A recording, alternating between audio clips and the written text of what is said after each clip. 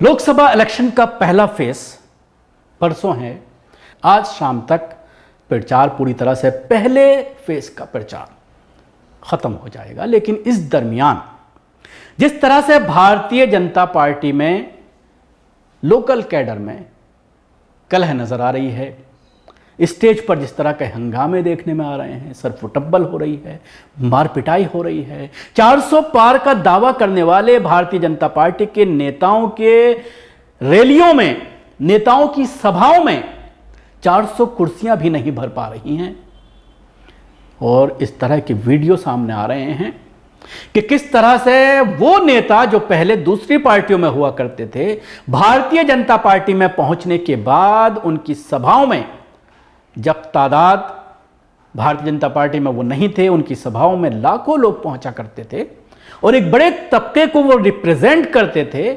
उनकी सभा में 1 लाख से 1.5 लाख की संख्या में लोग पहुंचते थे, जनता पहुंचती थी, उनके चाहने वाले पहुंचते थे।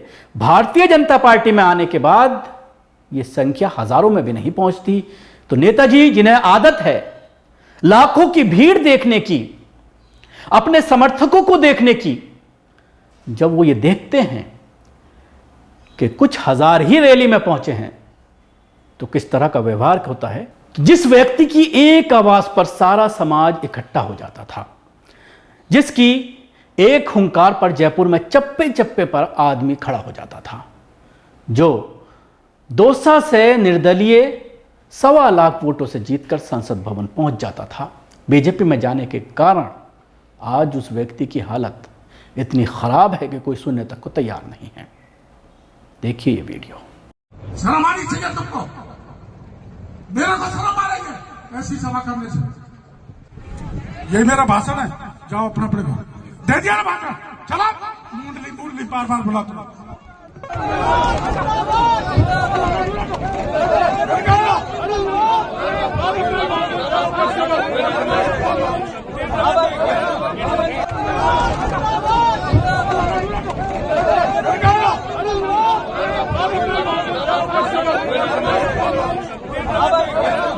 इसके अलावा आपको दिखाना चाहूंगा कि यूपी का बलिया जिला लोकसभा चुनाव के दौरान भीड़ जुटाने के लिए नेताओं के पसीने छूट रहे हैं। बलिया में बीजेपी कैंडिडेट नीरज शेखर के चुनावी जुलूस के मद्देनजर ये डांस कार्यक्रम भी चल रहा है, ताकि डांस के जरिए भीड़ इकट्ठी किया जा सके, जिसमें बीजेपी के सॉन्ग पर डांस किया जा रहा है। अब आप अंदाजा लगा सकते हैं कि किस तरह के हरबे भारतीय जनता पार्टी के जरिए जो है वो अपनाए जा रहे हैं।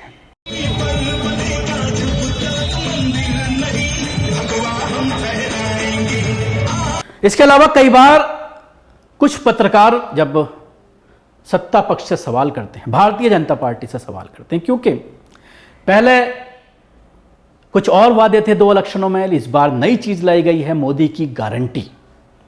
अब जब गारंटी पर कुछ पत्रकार, हमारे जैसे सोशल मीडिया के पत्रकार जब सवाल करते हैं, तो भारतीय जनता पार्टी को जवाब देने नहीं बनता है। ऐसा ही एक मामला सामने आया है, देखिए इस वीडियो में। पहले मेरी बात तो सुन लीजिए, पहले मेरी बात सुनिए मेरे भाई।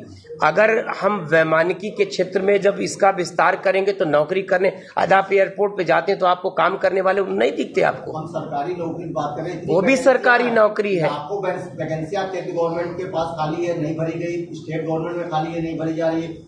हमने इस देश के सारे पढ़े लिखे नौजवानों को मिलिट्री की नौकरी करने का, अग्निवीर के रूप में नौकरी करने का ऑफर दिया है कि इस देश का हर नौजवान 4 वर्ष अगर अग्निवीर के रूप में नौकरी करके फिर लौट के आके समाज के विभिन्न विषयों पे जाके नौकरी करे। कोई परमानेंट नौकरी की गारंटी सरकार नहीं देती है। परमानेंट नौकरी सरकार रोज नए उद्योग लगा रही है। आप विकसित भारत की बात करते हैं और आप मुफ्त में अनाज लोगों को खिलाते हैं। कौन सा विकासशील देश बताइए जो मुफ्त में अनाज खिलाता हो? दुनिया की सबसे बड़ी आबादी का देश आपका है, मेरी बात सुनिए। दुनिया की सबसे बड़ी आबादी का देश भारत है और हमारी आबादी का मेजर हिस्सा वो गरीब हुआ करता था।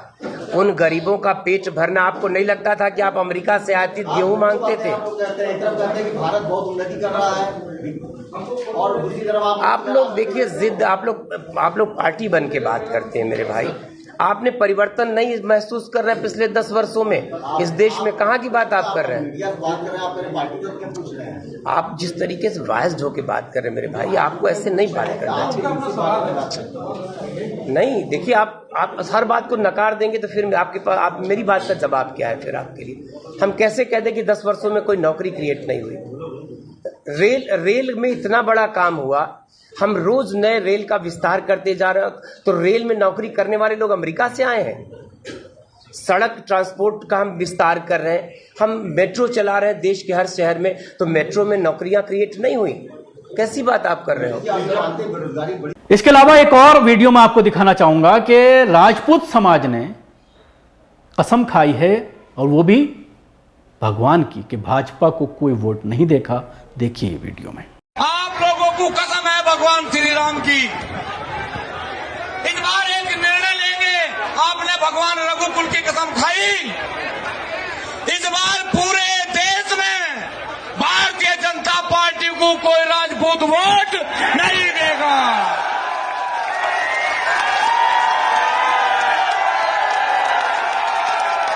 तो जब इस तरह के हालात हैं, कुछ मिसाल के तौर पर ये मैंने आपको वीडियो दिखाने की कोशिश की कि जब देश के मुख्तलिफ इलाकों से भारतीय जनता पार्टी की सभाओं के ये हाल हैं, इस तरह के दृश्य सामने आ रहे हैं कि कहीं पर भीड़ जुटाने के लिए डांस कराया जा रहा है, कहीं पर भीड़ जुटाने के लिए दिहाड़ी मजदूरों को लाया जा रहा है, कहीं पर बीजेपी के सांसदों को, बीजेपी के कैंडिडेट को दौड़ाया जा रहा है, भगाया जा रहा है, कहीं पर भारतीय जनता पार्टी के जो लोग हैं वो स्टेज पर जो है वो लड़ते हुए नजर आ रहे हैं। एक और वीडियो में आपको दिखाना चाहूँगा कि किस तरह से गुजरात में कई सौ भारतीय जनता पार्टी के कार्यकर्ताओं ने बाकायदा स्टेज पर अपना पट्टा उतार करके रख दिया और बड़े नेताओं के सामने उन्होंने जो है भारतीय जनता पार्टी छोड़ने की बात कही।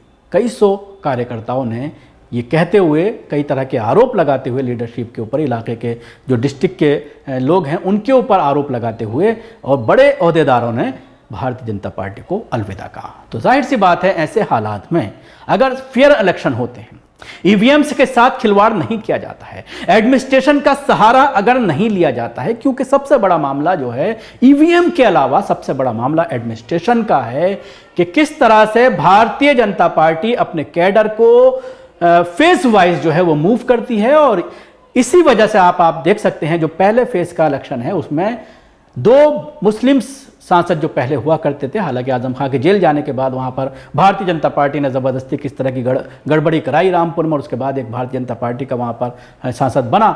लेकिन दोनों सीटों पर, रामपुर और मुरादाबाद में, ऐसा लगता है कि अखिलेश ने दोनों सीटें भारतीय जनता पार्टी को सजा कर दे दी हैं। अगर मुरादाबाद से एसटी हसन को उतारा जाता और रामपुर से किसी और को, तो शायद वहाँ पर आज ये पोजीशन नहीं होती जो वहाँ पर पोजीशन इस टाइम बनी हुई है। वो भारतीय जनता पार्टी साफ वहाँ पर जीतती हुई नजर आई। मैं बात कर रहा था किस तरह से फेज वाइज, पहले मुरादाबाद, संभल, अमरोहा, रामपुर, इन तमाम सीटों पर एक ही फेस में इलेक्शन हुआ करता था, लेकिन अब इन 4 सीटों पर 3 फेस में इलेक्शन है। अमरोहा में अलग फेस में है, संभल में अलग फेस में है, रामपुर और मुरादाबाद में एक फेस में है, यानी 3 फेस में अलग अलग है। तो उसके पीछे एक बड़ी योजना यह है कि एडमिनिस्ट्रेशन को इस्तेमाल करना और फिर कैडर को एक फेस खत्म होने के बाद दूसरे फेस के लिए दूसरी जगह भेज देना, ताकि फर्जी बोगस वोटिंग जो है कराई जा सके। क्योंकि भारतीय जनता पार्टी के लोग बहुत बड़ी संख्या में बूथ पर बैठ जाते हैं, आधार कार्ड लोगों का होता है उनके पास, और फर्जी वोटिंग जो है उनके जरिए कराई जाती है। एडमिनिस्ट्रेशन पूरी तरह से साथ देता है। इसके साथ ही बड़ी संख्या में मुस्लिम इलाकों में वोट काटे गए हैं। वो तो आपको कल परसों जब इलेक्शन होगा तो पता चलेगा मुरादाबाद और रामपुर में कितनी संख्या में वोट काटे गए हैं। और एक और तीसरी प्लानिंग रची गई है कि वोट देने के लिए जाने ही ना दिया जाए, पुलिस दबाव डालेगी। और वही होगा जो पिछली बार रामपुर में बाई इलेक्शन में हुआ था कि अगर आप आधार कार्ड लेकर जा रहे हैं तो फिर आपसे कहा जाएगा वोटिंग कार्ड लाइए, वोटिंग कार्ड लेकर जाएंगे तो आपसे कहा जाएगा राशन कार्ड लाइए, जब तीनों डॉक्यूमेंट्स लेकर जाएंगे तो कहेंगे लाइसेंस लाइए, वो भी ले जाएंगे तो फिर और कोई डॉक्यूमेंट्स मांगा जाएगा। इस तरह से आदमी परेशान होकर के घर में बैठ जाए, वोट ही ना डाले। और एक सबसे बड़ी प्लानिंग यह है कि उत्तर प्रदेश से किसी भी मुस्लिम सांसद को चुनकर ना भेजा जाए। उसके लिए एक बड़ी योजना भारतीय जनता पार्टी के जरिए तैयार की गई है, जिसमें अखिलेश भी कहीं ना कहीं पूरी तरह से शामिल है।